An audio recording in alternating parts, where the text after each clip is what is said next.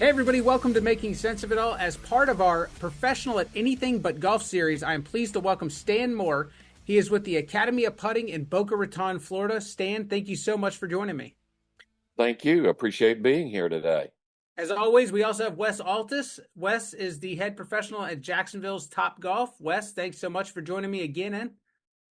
Always great to be on. Another great guest today. If you want to know anything about putting, this is your guy. So I'm excited to have Stan on. Stan and I go back. We met via the Stack and Tilt network. So this is going to be some really great information that's going to be coming the golfer's way. So this is one of those topics, Wes, where I don't know what I don't know. So please jump in anywhere you feel like it. Ask whatever questions that you feel like should be relevant to our audience or things that they should know that I don't even know to ask. So I'm counting on you. You got it. I got you. So Stan, before we jump into anything, can you tell us a little bit about your business and what you kind of your focus and what you do for your clients? Well, I've been teaching 22 years. I came down to originally from Atlanta, but I've worked out in the Southwest section and also. But 11 years ago, I came down here to Florida, and I actually went to work for the Don Law Golf Academy. That's where I am still right now, doing my work also, and doing full-time instruction. And as I was down here, there's a lot of golf pros down here in Florida. Just a So I couple. started, yeah, just a few. Started thinking, I started looking at all the pros here and what they were doing and everything was more geared towards full swing. Mm-hmm. So I said to myself, I'm just another fish in the fish bowl here. What can I do to differentiate myself from the rest of these pros here? So I always loved putting. I said, you know Okay. what? I'm going to dive into putting a little bit more. So I decided that I was going to just go in that direction. So I went out and bought a Sam Putt Lab, started buying a lot of books. I started contacting other professionals who are very well known for their putting, Dr. Craig Farnsworth being one of those. And I just started going to see people, talk to people, and learning as much as I could about putting. Mm-hmm. And over the course of the last 9 years, here's where we are today. So I've gained a lot of knowledge by reading, by engaging other professionals, by gauging a lot of students and learning from them along the way here. Well, and I'll tell you, I kind of caught on to you through Instagram. Right, You're a fun follow on Instagram, and I actually saw, you're the Putting Academy on Instagram, and then right. I saw that Wes was connected to you, and that's kind of how I started asking Wes about you. Was because you put out content as well. I know that's probably secondary. It's probably an output of what you do, but It but is. there's a lot of great information, a lot of great content there as well. If people are on Instagram, I'll make sure that they have a link to your handle as far as when we get done with this as well. Great, great. I get a lot of people from Instagram who will contact me. Most of my business, though, comes from word of mouth, websites. I must tell you, I've had people from all over the world come to visit me. People from Canada, South America, the West Coast, the East Coast, Europe to come and see me. Hey, it doesn't hurt that you're in Boca Raton either. No, it doesn't. It doesn't. I'm in a really sweet spot. No doubt, no doubt. So let's talk about your background with the game. How was it like? Were you a golfer as a kid? Was it something that was always a passion? When did you get engaged in the game of golf? Well, I've been playing for 62 years. All right. I started when I was 10 years old, so that tells you how old I am, I guess. But I started when I was 10 years old, and the reason I got started was watching Arnold Palmer and Jack Nicklaus battle it out every weekend on TV. Nice. I thought, this is rather cool. So I want to do it too.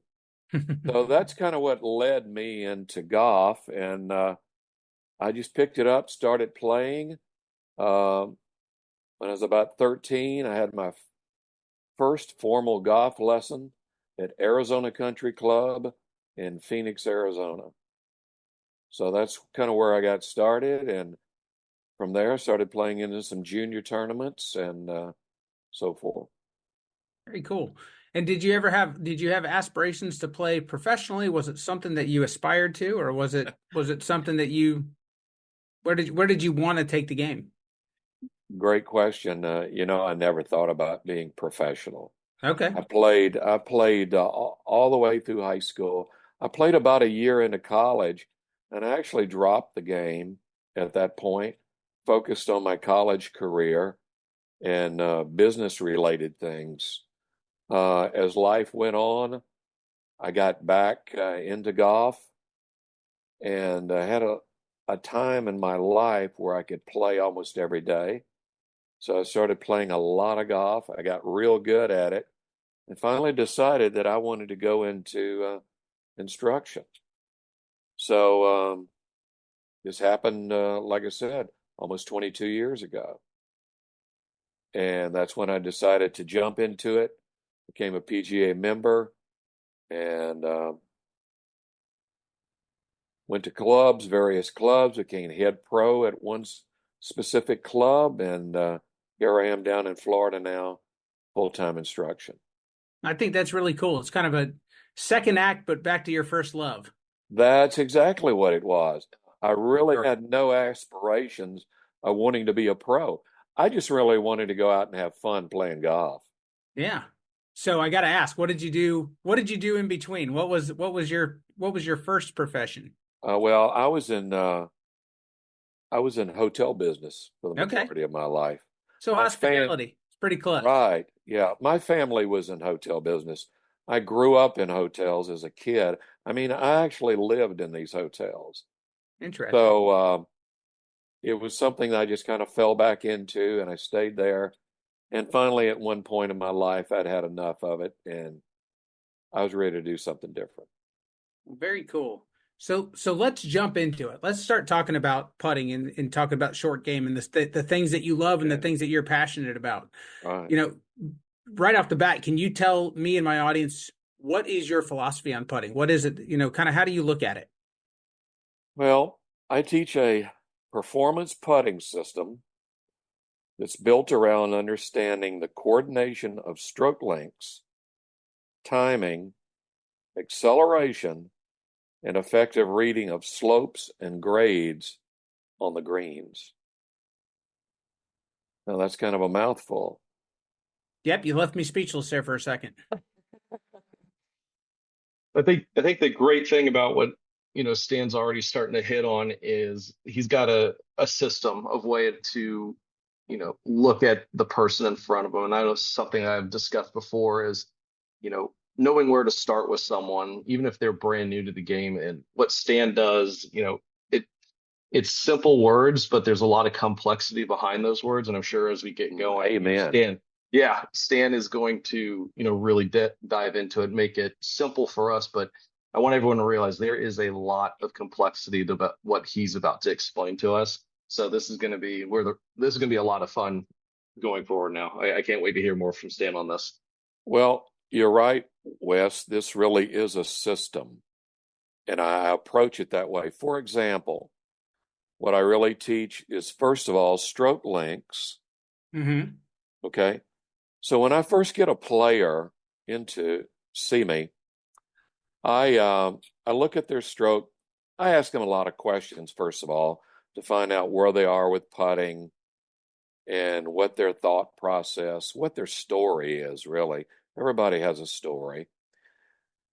And then I set them up from 10 feet, from 20 feet, and I look at their strokes that they're making. And it's amazing. Their stroke from 20 feet and their stroke from 10 feet is pretty much almost the same stroke. Right. So how Yep. do they get the ball to the hole? They do that by guessing, just reacting to what they see. Um, they change their timing, they change their tempo into the golf ball. Well, in my teaching, I want to keep our timing and our tempo the same regardless of distance. Mm-hmm. Most people, when they get closer to a hole, slow down. When they get further from a hole, they speed up. Well, I want the stroke at the same timing and tempo from 3 feet as it is from 30 feet. Okay?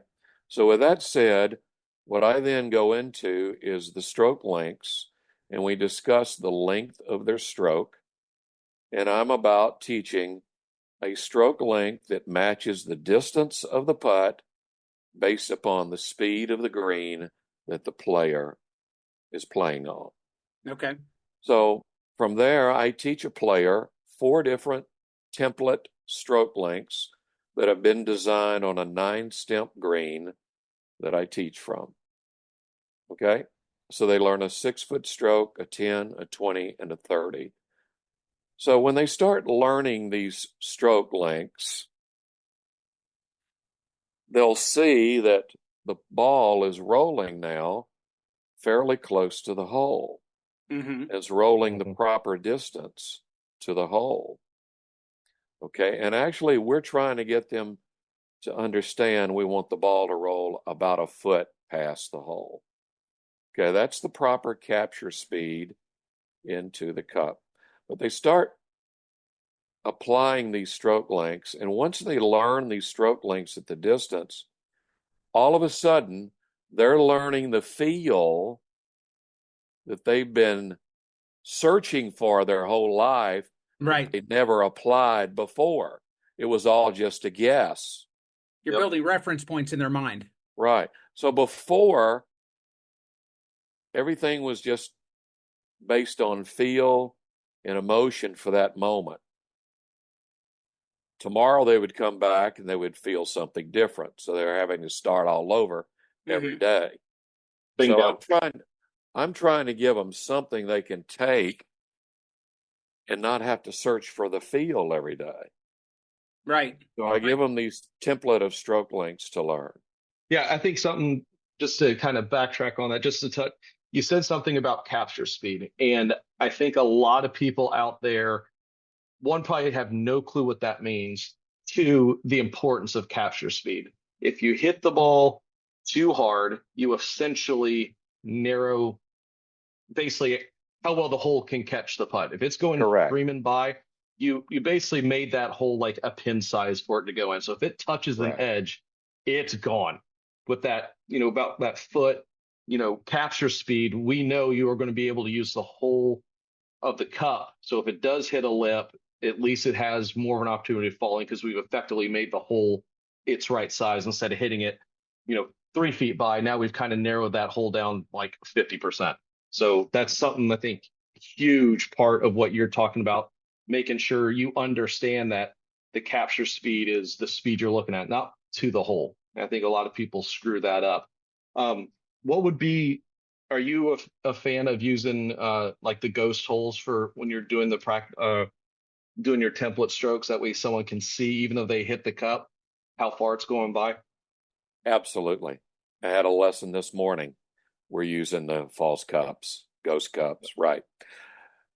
When that, when that happens, the ball will roll over the false cup, and then we can see how far it rolls.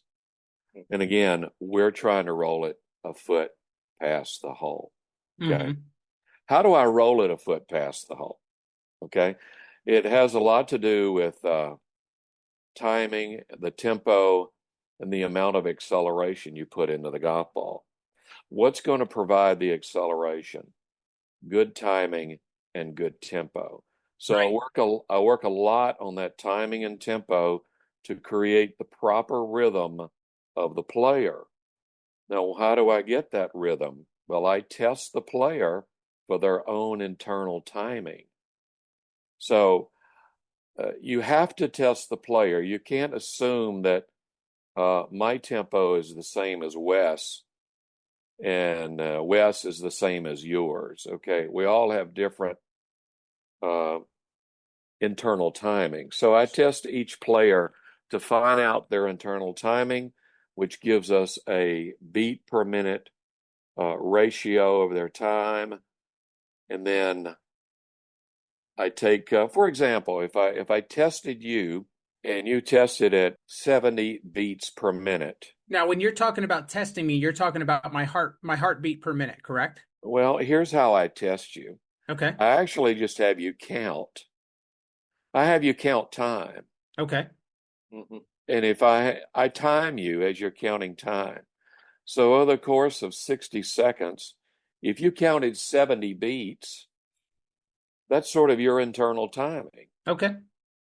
So 70 beats is actually 8/10 of a second from a time standpoint. From a tempo standpoint, it's 70 beats per minute. Mm-hmm. Okay? Does that make sense? Yes, it does. Okay, so I would put you on a metronome at 70 beats per minute. We would start you there, and I might change you. I might make it a little slower or speed you up just to create a nice fluid stroke. Okay, we want to always make sure that the stroke we're creating is flowing and fluid.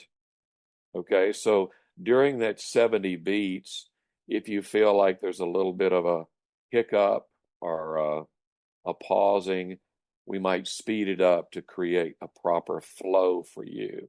We would eventually come to a proper beats per minute that we would settle on, that you would do what? Apply the proper acceleration into the ball that would roll the ball a foot past the hole.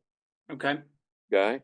So we're not only using timing, but we're also using stroke lengths to go with that.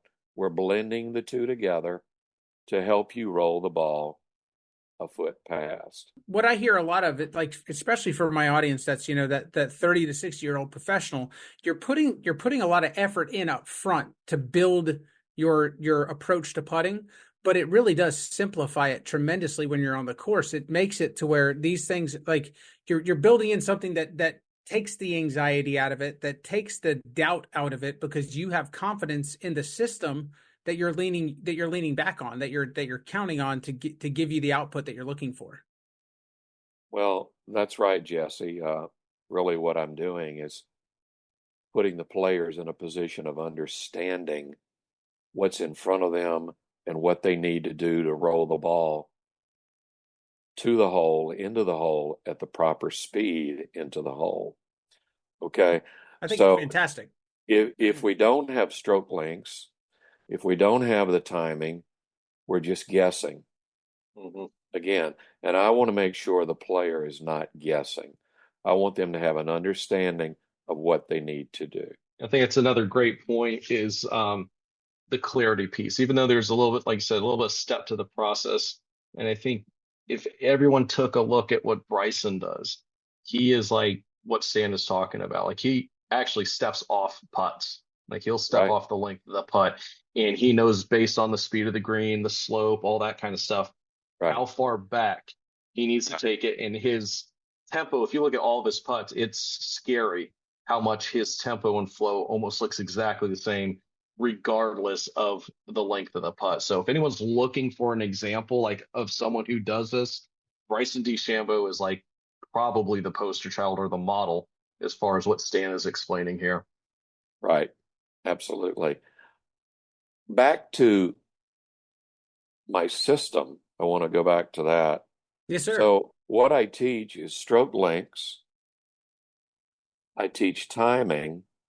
I said timing and tempo and stroke lengths create the proper acceleration. So we work on stroke lengths, we work on the tempo and timing, and then from there we work into the acceleration phase of how that works into the golf ball. After we do that, then we take that information, stroke lengths, timing, and acceleration, and we apply it to the green reading process. And this is when we then go into the green reading. I teach aim point to go along with this. And then this is when we start getting our distance, our grade, our slope to create an effective distance. Once we have an effective distance of a putt, we would then apply a proper stroke length, and then the player then also supplies their own characteristic internal timing with the stroke lengths. This matches everything up. Does that make sense to you? Makes perfect sense. And for those in my audience that don't know what aim point is, can you just give them a quick little synopsis of what aim point is? Well, where we're learning to feel the slopes with our feet, and it's done in percentages instead of eyeballing the slope. And I find most people, when they eyeball the slope, usually underread the putt 25 to 50%. Mm-hmm. But we're learning to use our feet to feel the slopes and the grades along the grass and the ground there. I think this is very key to the audience that we're speaking to. You're giving them a system to follow. You're giving them all of the data, all their data points, whether it's the length of the putt, the speed of the putt, the grade of the ground that they're on. Essentially, you're getting everything down to the only potential variable that should be in their equation is their own input into the stroke, as far as how much power that they're putting into it. That's correct. That's correct. And Stan, I think this is to help clarify, the target audience we're looking at. Dive a little bit into the acceleration part, because I think a lot of people are thinking they have to hit the ball a certain speed, like super hard. When everyone hears acceleration, it's Yeah. always speeding up. Right. Dive into that, because this is going to be eye-opening to a lot of people when they hear about the acceleration piece of your system. Well, acceleration from a physics term is either increasing in speed, decreasing in speed, or changing directions. Okay? What we want to do is create negative acceleration, not positive acceleration. So what that means, as the putter goes past and through the ball, is it increasing in speed or decreasing in speed? All putts are accelerating through the golf ball. Mm-hmm. The putter goes past the golf ball on all the putts. Mm-hmm. But some are slowing down and some are speeding up. Increasing in speed past the golf ball creates more skid of the ball across the grass or the ground there. That's going to affect distance tremendously. It also creates side spin on the golf ball to kick it slightly offline. But in my teaching, I teach a long backstroke and a short follow through. So as the player comes down, they hit the ball and pretty much they're told to stop the putter. The putter doesn't actually stop. It continues to flow on through, but it's slowing down. But that creates the negative acceleration. And that negative acceleration in hitting the ball like that creates a different impulse that reduces skid. It gets the ball off the face of the putter onto the ground sooner, and it also rolls the ball straighter to the hole. This will allow the player to create more consistent rollout patterns also. So we're working to create negative acceleration, not positive acceleration. Interesting. I mean, that definitely, I think that there's a ton of information out there, and people get kind of caught up and listening to different sources. And I know that I have been told in the past, like, to take a short backswing and accelerate through the putt, meaning to hit it almost as hard as you can, as far as comfortably. Well, actually, when you do that, mm-hmm. the ball stays on the face longer, face of the putter. Mm-hmm. Okay? And because of that, it doesn't get on the ground, it skids. Right. Mm-hmm. Okay? And a lot of times, you'll go through the ball more like that harder and the ball still doesn't get to the hole. Mm-hmm. Okay? There's a lot of bad information out there, and I think that there's a Right. lot of, and I think that people, and I think that's one of the, again, that's a big reason why we decided to do this series, is to get people good information, because the reality of it is you can find a lot of noise out there, especially if you get a subscription to YouTube. Right. You gotta know the proper stuff to watch and how it applies to you. That's always the biggie. So, what are the keys to creating that proper acceleration down to the ball? Of course, I said is good timing and tempo. But what happens with the putter at the top of the stroke as it starts down? Most people are pulling or yanking that putter. Okay. And that's what creates too much force. Okay. But if they get their rhythm going and good timing and tempo, really what should happen with the putter first is a free fall, a free falling of gravity. And once it falls, then the player will then start controlling the putter completely down to the golf ball. Okay? This actually creates the proper end point on the front there. So Okay. we take it back, we let the putter fall, and then the player applies the appropriate amount of control down into the golf ball. But the majority of golfers don't do that. The majority of golfers take it back to the top and yank the putter down from the top, and this creates too much power and acceleration down into the golf ball. So almost think about it like a swing. Like if you're a kid and you're swinging, it's almost like when you get to the top of that swing, you just start falling the other direction. That's correct. That's right. Yeah, it kind of brings a little flashback with my dad when he was teaching me. It's crazy how this he always because I was the guy who would rush the downstroke, right? And he's like, just pretend you got a paintbrush in your hand, you go, and then you don't change directions real quick, otherwise you mess up the paint. It's back, and you kind of not pause, but kind of let the bristles catch up, and then you can accelerate through. So that brought back a huge memory right there. That's awesome. Right. So what you're telling me, Wes, is I need you to get to come paint my house. Is You don't want that. You don't want that. I can maybe fix a hole in a drywall at my house that's maybe this big, but I'm not gonna paint a house. That's a bad idea. Not like a head size hole, though. No, that's beyond my scope of expertise. I know a guy. I do too.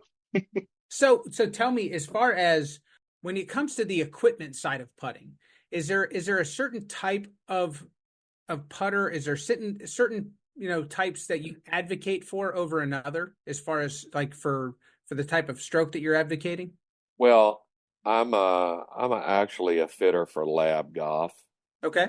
So I'm an advocate of lab putters, lab golf putters. But not everybody that I teach has a lab putter. Sure. Okay. So a lot of it is can they control the putter? Okay. So we have to look at weight. I look a lot at ball position. Okay. I will say this. Your timing, your tempo will regulate the face and path of the putter if applied properly. Okay. Most people don't understand that. Most people think we have a problem with the putter and they start focusing on grip and the physical aspects of the player. It's not always that. I find if you create the proper rhythm, timing, tempo, you can overcome and it will regulate other parts of the stroke there. Well, and just speaking from the position of the average golfer, I think a lot of it too is marketing. You think about how a lot of these companies market putters to players, and they're like, what type of stroke do you have? Do you have an open to close stroke? Do you have a slightly arc stroke? Do you have a straight back stroke? They start getting people to think about things in terms of, well, maybe my putter, it doesn't fit me, and so they get them to question whether or not they should be buying a new putter. And I mean, I Well, get it. It's all a business. Everyone's got to, everyone's selling something, but at the same time, when it comes to doing something at your best or being able to execute a task as far as making a putt, like you said, it doesn't necessarily mean you need a new stick for the job. well, you would not believe how many people will contact me saying they need to have me check their putter or they need a putter fitting. So, and then when I get them here and I see what's going on with their stroke, and then I just change the stroke lengths or teach them stroke lengths in good rhythm timing, it's amazing that everything cures itself. And now they're not thinking about that they need a new putter anymore. Mm-hmm. Okay. Um, I always believe I can teach a player to use a baseball bat properly and make a putt. Yeah. That's how much I believe in the system and how it works. Okay. I always think it's funny because I think sometimes it's just like when you blade a wedge to make a putt or anything else. I mean, you don't necessarily need a specialized tool to do the job. No, no. You got to understand how to use the tool. So in Right. your case, blading the wedge, I don't know if Stan has seen this, but I've seen people's strokes improve just focusing on that because they know they can't yank that thing around and the precision of it. So you actually see that natural timing that I've seen. I haven't been able to test it because I don't have Sam Putt, but it's amazing just sometimes blading a putter or a wedge on Right. purpose, how that will change their profile. Exactly. Absolutely. What I heard there is Mrs. Altus, we have a wish list item for Wes's Christmas. A wedge that putt's got it. No, I meant the Sam Putt Lab. Oh God, wouldn't that be great? So tell me about this for injuries or people that are, if they have health issues, are there certain things as far as do you notice that maybe you have to accommodate for people's disabilities or just, things that have happened through life when you're talking about that 30 to 60-year-old professional audience that we're focused on? Well, here's what I've found. Let's talk about yips. Okay. Let's do it. So when I apply stroke lengths to the player and timing, I've had players tell me their yips have gone away Mm-hmm.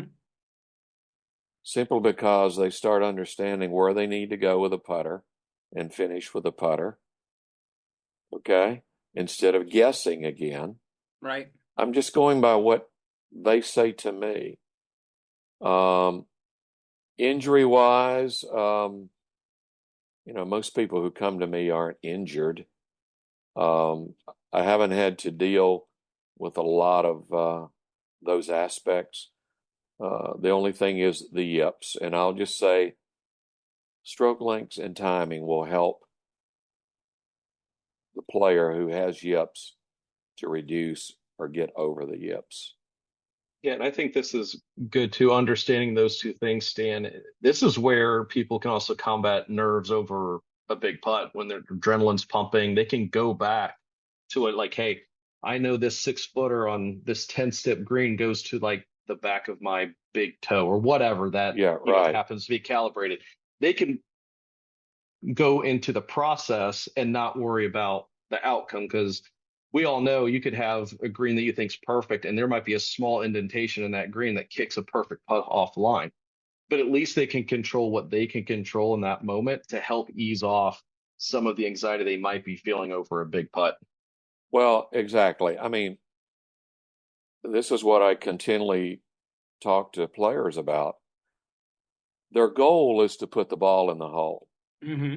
but their task or their job is to move the putter in rhythm to these specific endpoints. So, what should the player have their mind on when they're playing? Most players have their mind on, I got to get it in the hole. This is for a birdie. this is for a par, or they're thinking of their left shoulder or right elbow, or even the path of the stroke or the line, this sort of thing. You can't think about those external things. We need to think about the internals. What are the internals? Timing, tempo, and the endpoints of the stroke. Right. Okay? Those are your internals. And if the mind is focused on the internals, and the internals are where? Right in front of you. Mm-hmm. Okay? The hole is over to the side of you. If you get your mind on what's right in front of you and apply your internal timing and count that timing as you make your stroke, it'll calm your mind, relax you, and give you a better opportunity to roll the ball in the hole. 100%. I can absolutely see it. Even through this conversation, it's just like having a set of instructions to build a kid's toy or to build something out in your backyard. It's you have something to rely on. If you get lost at any point in time, you can go back to the instructions. You can go back to your blueprint. Correct. Yep. Absolutely. Yeah, the blueprint. I tell that to all my players. Here is your blueprint. When I'm working on them with something in their game, like, this is your blueprint. Stick to your blueprint. You don't, if you're putting a desk together, you don't get the chair instructions to try and put the desk together. Doesn't make sense. These are your instructions. Keep on this blueprint. And Correct. people like to jump off the blueprint because they're having a bad day because something's new. It doesn't feel great. And they make a mistake. They're like, oh, it doesn't work. It's like, well, duh, you haven't learned it yet. Like, at least you have to stick to your blueprint, trust that process, and, really grind that over. And then at the end of the day, if it doesn't work or you don't understand it, there's other sources of information, but sticking to your blueprint is number one.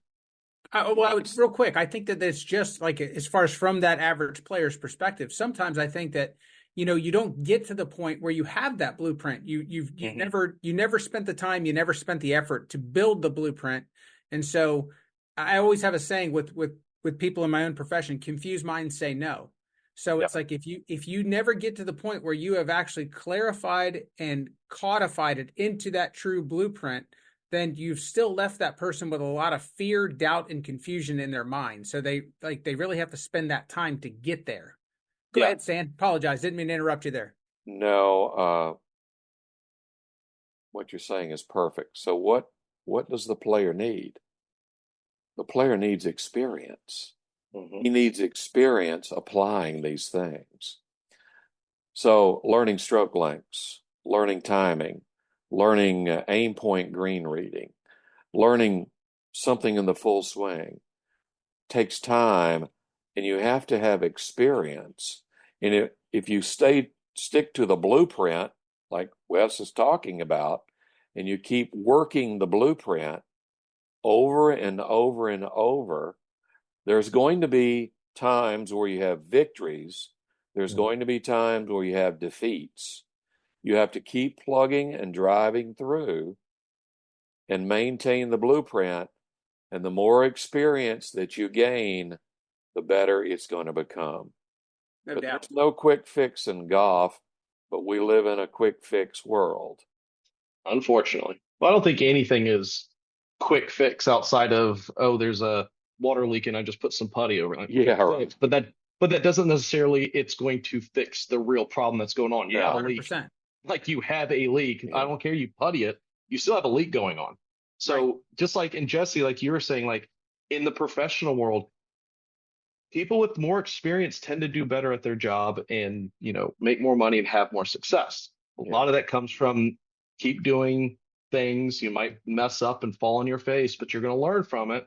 But you keep going through your process and the experience. Now you have more tools to kind of deal with different, adversities that come your way. Even golf course or the boardroom, you got to realize, hey, I'm going to fail a lot before I become successful. And Stan, you said, I need it to work right now. Otherwise it doesn't work, society.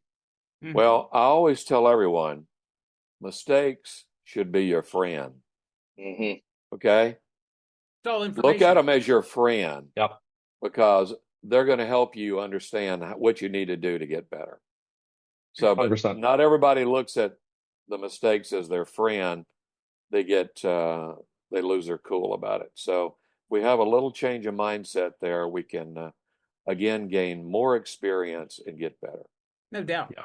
Well, and I'll ask you, I ask this of people all the time, but in my experience, I always thought success in putting equals how many putts I had in a round. Like that was what I kind of originally measured. And then even in conversations with Wes, he's like, well, that's probably not the best way to measure your success or how you're doing in putting. So I'll ask you, what do you see as the proper way that people should measure their success when it comes to putting?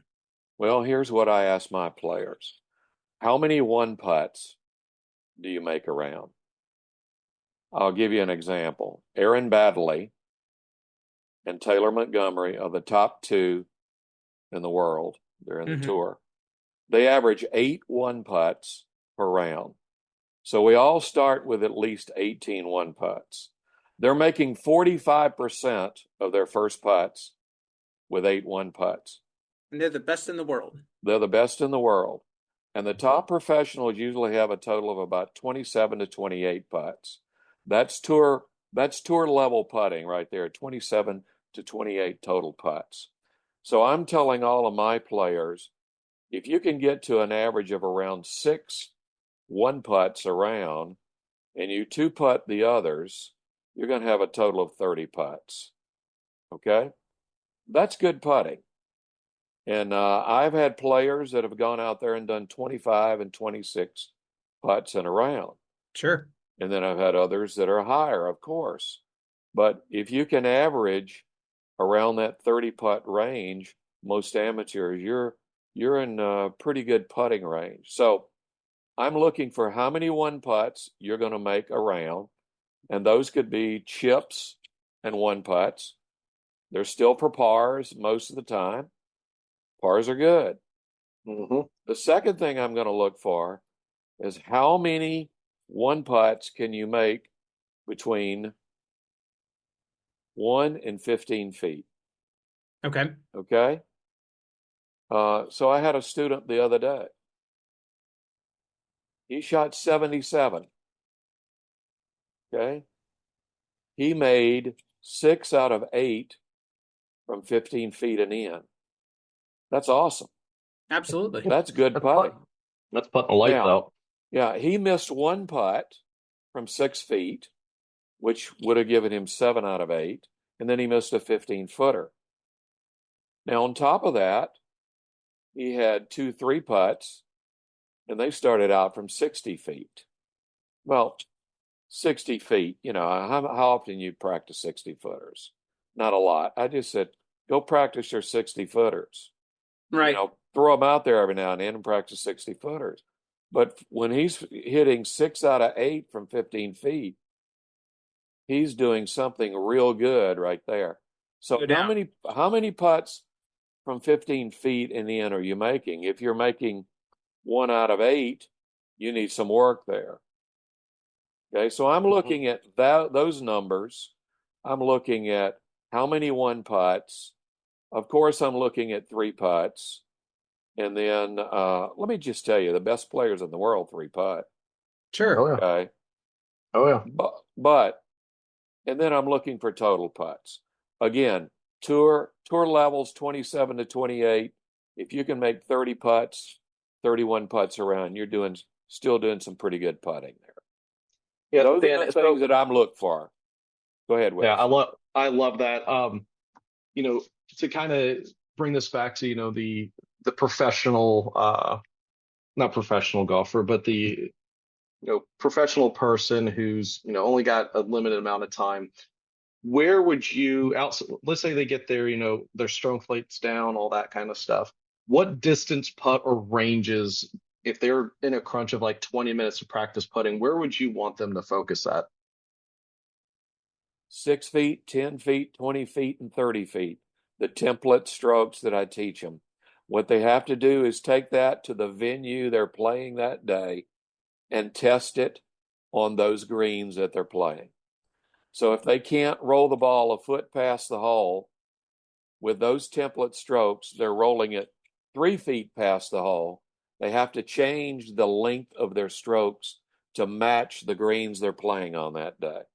But they will Beautiful. continue to apply their own characteristic internal timing. That should never change. Excellent. So Beautiful. if people are listening to this, they'd like to speak more with you, or they'd like to learn more about potentially taking lessons with you, or just getting more involved, what's the best place for them to find you? Well, I work in Boca Raton at the Don Law Golf Academy. Okay. But they can reach me at my website, BocaRatonGolfLesson.com. On Instagram, they can see me as Academy of Putting. That'll give you some ideas of what I do. I post every day there, different players. On my websites, when you go there, you'll see players holding trophies. So I post pictures of players holding trophies. Why? It shows evidence of my work that's being effective. That's right. Proof of concept. Correct. Absolutely. So that's why I post them there. So if they go there, they should find the necessary information on me. Awesome. Stan, Wes, I've really appreciated the conversation. I think this is awesome. I know we only scratched the surface, and I think that there's a lot, there's a lot more we could talk about with this. And I think that if people are interested, I think the best thing that they should do is contact you and really kind of dive into it personally, not just talk about it. So I thank you guys. I enjoyed this conversation. Yeah. Thank you. I appreciate you asking me. Yeah. Great stuff, Stan, as always. Good seeing you again, my friend. And keep getting those kids those trophies, okay? Okay. Sounds good.